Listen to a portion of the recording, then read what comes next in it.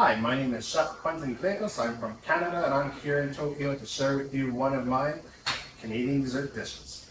So today, what I'm going to be making for you folks is a recipe that I developed a number of years ago. It's my variation on a pumpkin pie, but instead today we're going to be focusing on two ingredients. We're going to be taking a look at Canadian maple syrup and Canadian blueberries, which you can get here in Tokyo. Alright, so today, what we're going to do is we have three steps we need to take a look at, or at least three procedures. The first procedure here is for the tart dough, which involves butter, sugar, egg, flour, and some vanilla. And then for the filling, we're going to be using Japanese squash, butter, Canadian maple syrup, fresh thyme, cream, and an egg. And then for the blueberry part, we have Canadian blueberries, frozen, cornstarch, lemon juice, maple syrup again, and a little bit of water to dissolve cornstarch. Alright, let's go. Okay, first off, what we're going to do is start by making the tart dough. In this bowl here, I have the butter. The butter, including the egg, the flour, the vanilla, and the sugar, have all been sitting at room temperature for at least a minimum of 1 hour. We want to make sure that the butter is nice and soft. Okay? We have in the bowl butter. We're going to take our sugar and add that to the bowl. Now, if you're at home and you have a stand mixer or a handheld electric mixer, you can use that. But I'm going to do it with just a spatula or with a spoon if you have that as well, just to incorporate everything and just to show you what it looks like if you're doing everything by hand. Here we have the butter and the sugar, and we're just going to incorporate it slowly here, get it going. And what we want to do is cream it all together until it's lightly fluffy. Now, if you're using a stand mixer or electric mixer, this should take roughly 2 to 5 minutes. If you're using a hand like I am, it's going to take a little longer, but I make sure that everything was nice and soft. From here, just going to scrape that off. We are going to lightly take our egg. We're just going to beat it with our vanilla. It's going to help to incorporate everything. And then if you're using an electric mixer or a stand mixer at home, gradually add this in, making sure to scrape down the sides, okay? For this though, if you're doing it by hand, add it in all at once. And then you can use the spatula, it just might be a little difficult. So to help speed things up, just take a whisk.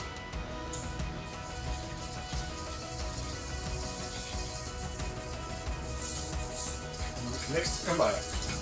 We don't want to create any air bubbles here because we're not making a meringue. We're just combining. Okay?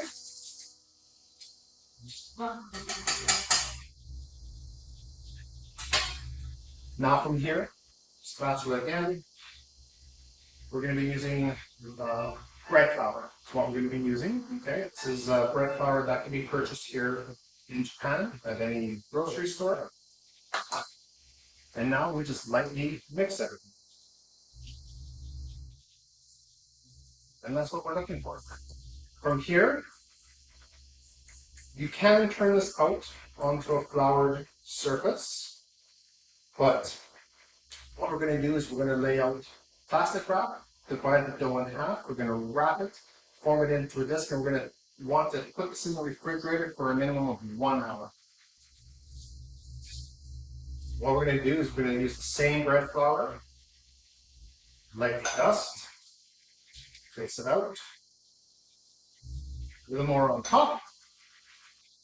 So actually, I forgot to mention, we're going to divide this dough in half. What I like to do is just lightly press down. There's no need to bring this out to room temperature. If you feel like it, room temperature for about 5 minutes. Alright, now I've got it rolled out. We were looking for approximately 3 mm thickness. We'll just gently lay it over. Don't worry if it breaks or cracks, it's fine. It's the one thing I really like about this tart dough is if you get a crack, you can just take a little piece and use it to repair it. Then make sure to press gently down in the corners in this area here. Sorry. Okay, we want to make sure that everything is in tight. You use a fork or you could use a knife. If you're going to use a knife, use the back, not the sharp part.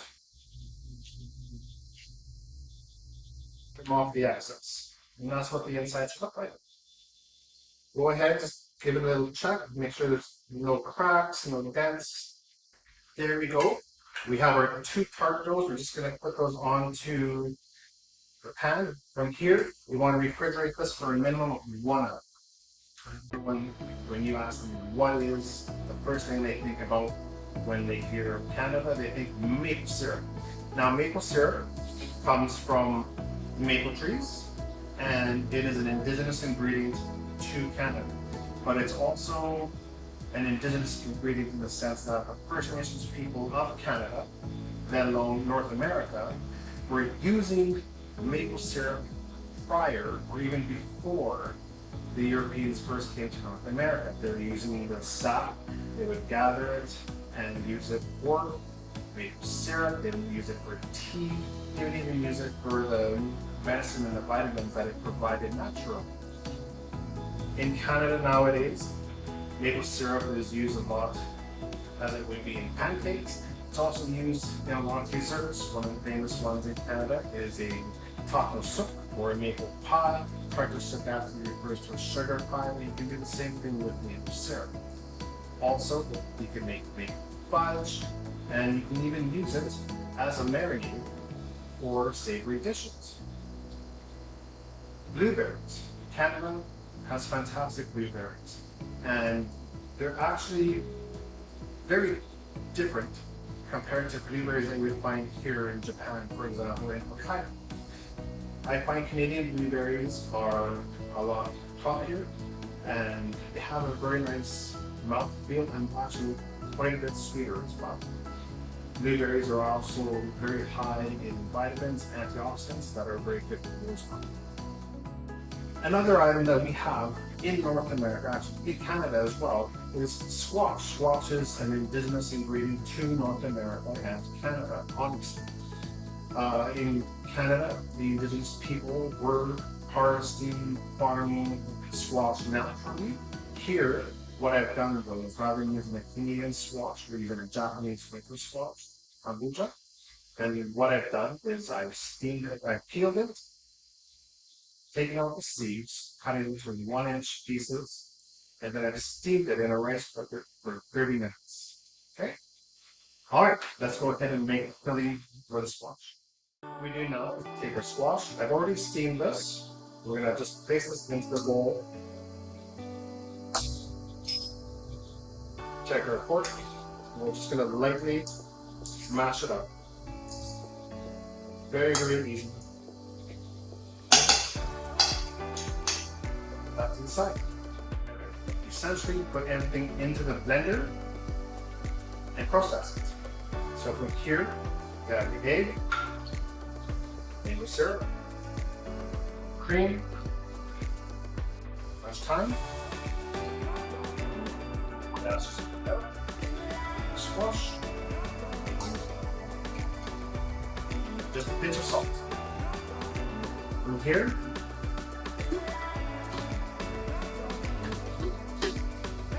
on the blender, I like to put a top over just to be safe. We're going to process on low speed for 5 seconds and then on high speed for an additional 5 seconds for a total of 10 seconds in all. We have our tart shells that have been in the refrigerator for a minimum of 1 hour. From here,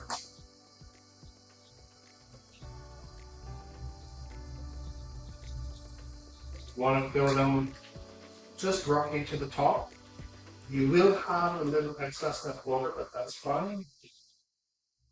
Then from here, into the oven for 5 minutes. Okay, now we're going to take a look at how to make the blueberry pommes.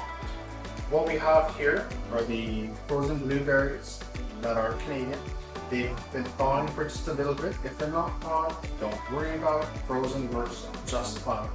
First thing we're going to do is the blueberries. That goes straight into pot with our lemon juice.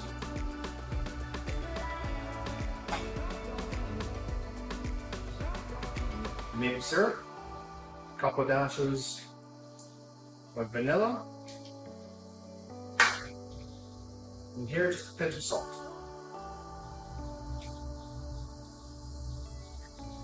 Now once you start to hear it sizzle a little bit, we're just going to gently mix it around. And you don't have to do too much with this. It's going to do everything for us, all the work will be taken care of in the pot.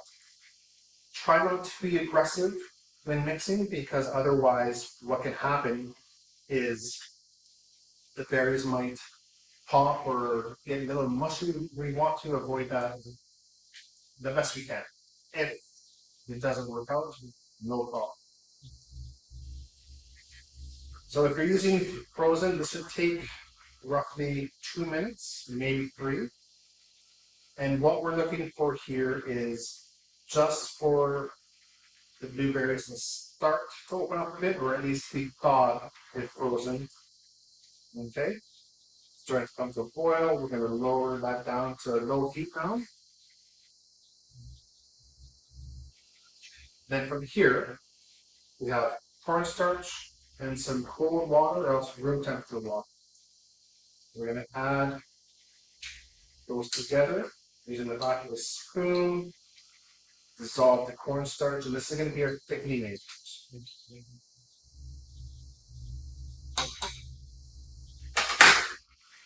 Low heat. Cornstarch water mixture goes in, gently stir to combine. And then from here, we're going to raise the temperature. And you want to cook this until cook the cornstarch out, or at least comes to a full boil, and we hold it for about 5 to 10 seconds. All right, from here, our compote is complete. It's come to a full thickening. What we're going to do now is we're going to place this into a clean bowl. We're going to allow for it to cool. And then from here, once the tarts come out, we're going to allow those to cool for at least 1 hour, and then we're going to put this together. All right? All right, so time is done. I've already checked the tarts. What I've done is I've taken a toothpick, inserted it into the pie, came out clean. We're good to go. Now, what I recommend before you dive into this, let them rest or cool at room temperature for 1 hour, and then after which, put them in the refrigerator, allow for them to cool completely for a minimum of at least 1 hour. Overnight is best. These tart shells have a removable bottom. So I can lift it up. Now, we're going to cut this in half.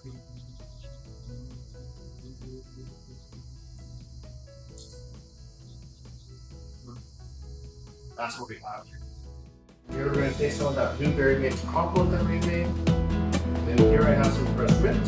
We have a pumpkin tart that specializes in using maple syrup and Canadian blueberries. From my heart to your stomach, I hope you enjoy it.